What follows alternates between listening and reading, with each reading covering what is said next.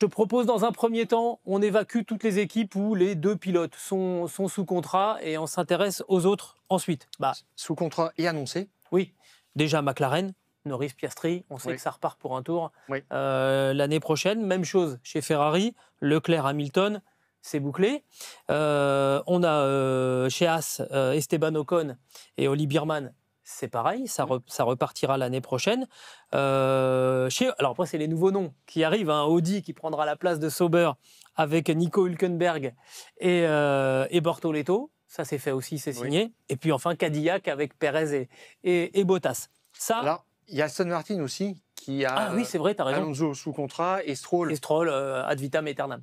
Ben, on ne sait pas. Alors là, tu vois, s'il y en a aussi qui peut tout arrêter, vu le langage corporel et vu la façon de communiquer qu'il a ces derniers temps, je pense que je mettrai une petite pièce sur Stroll.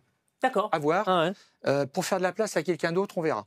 Mais, et puis, donc oui, chez Williams, Sainz et Albon. Donc en fait, il y a 7 des 11 équipes du championnat 2026 qui sont déjà, au c'est complet. fait. Ouais, ok. Et puis dans les duos donc qu'on vous précise à confirmer ou duos probables, eh ben, il y a quand même dans les duos à confirmer une petite incertitude sur Mercedes parce que ça fait quand même depuis le printemps qu'on nous dit George Russell. Oui, on est d'accord sur tout, etc. Mais on signe pas. Il y a eu un flirt avec Verstappen, donc ça a retardé un petit peu l'échéance. Après, le break est passé par là. Ce que je comprends tout à fait, Toto Wolff a dit je préfère qu'on ne discute pas pendant les vacances, on se repose et puis on revient. Bon, mais le break, ça fait un mois maintenant qu'il est passé. Il a eu des propos quand même assez rudes sur Antonelli aussi. Mais il a raison, je pense. Vu ce que lui a fait Antonelli, là, il s'est mis à l'aise. C'est-à-dire que quand tu es en train de négocier pour reconduire le contrat, quand ton patron il te parle comme ça, tu vas peut-être pas demander une augmentation déjà. Ah oui, mais Antonelli, enfin, je fais allusion là, à la manœuvre d'Antonelli sur le déplacement de Russell, c'était rugueux et Russell a envoyé quelques noms d'oiseaux à la radio. Bon, donc Russell n'a pas signé. On sait que c'est une question de durée de contrat. Et chez Red Bull, le manager Vermeulen du clan Verstappen a dit c'est en 2026 qu'on saura si Verstappen continue avec Red Bull jusqu'à la fin de son contrat, c'est-à-dire 2027-2028, ou si on commence à ouvrir le jeu sur le marché des transferts. Et Toto Wolff veut garder une porte ouverte à toutes les possibilités. Et moi, je vois une incertitude autour de Russell. Pour l'instant, il ne signe pas. Il veut un contrat pluriannuel, 2 ans, plus 1 en option, et pas du 1+1. En fait, lui, il veut couvrir la saison 2027 pour être certain que, voyant que ça ne marche pas chez Red Bull, Verstappen ne déboule pas chez Mercedes. Et puis, c'est une question de reconnaissance aussi. Là, à ce niveau-là de ta carrière, tu as le droit aussi de dire, bon, je veux un peu plus quand même, et c'est une marque de confiance. Surtout quand tu vois le Grand Prix qu'il a fait là en Azerbaïdjan, c'était du solide. Hein. Et Russell a précisé aussi que quand on parlait de l'avenue éventuelle, de l'approche que Toto Wolff... qu'il approchait le clan Verstappen, Russell disait, mais en fait, s'il y en a un qui devait sauter, ce ne serait pas moi. Parole un petit peu énigmatique. Pour l'instant, ça ne s'est pas décoincé. Et c'est un petit peu bizarre. Et moi, je me souviens juste d'une petite chose, c'est que Aston Martin s'est renseigné, a approché George Russell au printemps, en disant, ça peut nous intéresser, parce que Alonso, tu ne sais pas ce qu'il a envie de faire, donc c'est encore un point d'interrogation. Vu comment est-ce qu'il a planté plusieurs équipes dans sa carrière. Et puis il a dit que 2026 serait peut-être sa dernière saison. Hein. Oui, tout à fait. Mais et là, c'est là où j'en viens à ce que je te disais sur le poste de Lance Stroll. Si Aston Martin peut avoir George Russell l'an prochain aux côtés de Fernando Alonso, ils ne vont pas se priver. Donc, Russell joue peut-être aussi là-dessus. En ce moment, en tous les cas, il dit, voilà, moi je demande ça. Il demande une augmentation de salaire substantielle. On parlerait d'un salaire x2. Donc, duo à confirmer, ça reste un petit peu bizarre. Ce qu'a fait Antonelli à Bakou, moi, ça confirme que c'est un talent pur, et qu'il est encore un peu feu follet, mais que ça se met en place et qu'ils vont y arriver, franchement. Et quand ce garçon sera mûr, ça va faire très mal.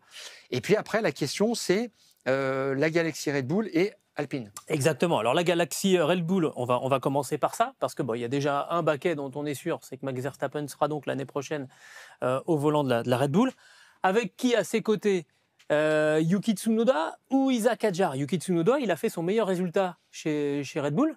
Oui, mais alors il termine derrière Lawson. Mais il termine derrière Lawson, c'est Ouais. quand même pas de chance. Il n'y a pas de chance. Non, mais il en faut plus que ça. Dans ses déclarations depuis 2-3 Grands Prix, il explique que il fait une comparaison de matériel hein, avec Verstappen, en expliquant bien que Verstappen a des pièces que lui n'a pas, que quand il les a, ça va mieux, et qu'il est quand même plus constant.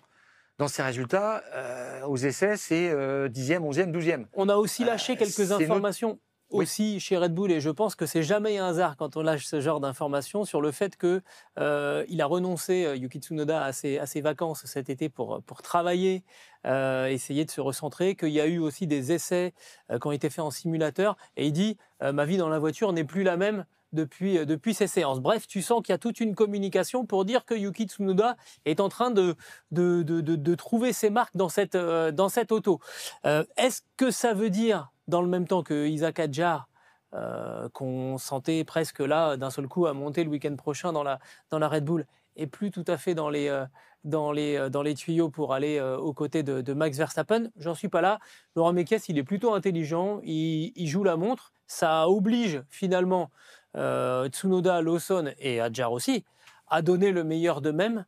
Ça les met sous pression et c'est ce qu'ils cherchent. C'est des pilotes qui sont efficaces sous la pression.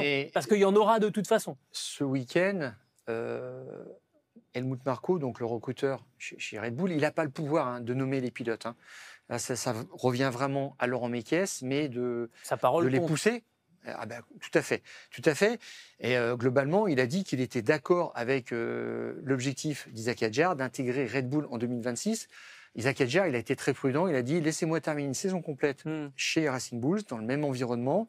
Et après, c'est vrai que ça sera excitant de voir ce que je vaux dans la grosse voiture. Et en substance, Helmut Marko a dit ça. Et je pense que la décision est prise. À part un résultat mais fantastique de Tsunoda d'ici Mexico, parce que la limite c'est Mexico. Hein.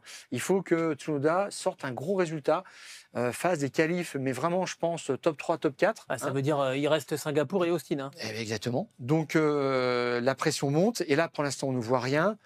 Pour l'instant c'est Hadjar qui est dans la voiture. Verstappen, Hadjar, c'est du sûr à 99,99 et tout ce que vous voulez de 9 derrière.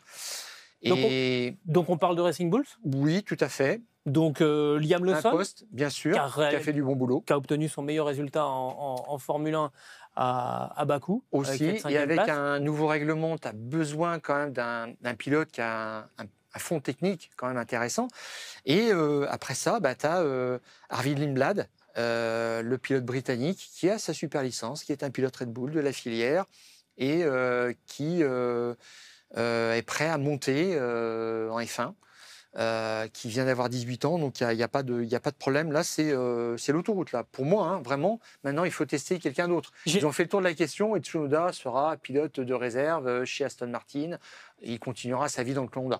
Et il nous reste donc Alpine, où un pilote est sous contrat, c'est Pierre Gasly, qui a reconduit son contrat. Et alors avec qui? Et un autre aussi pour plusieurs années, ont-ils annoncé, triomphalement.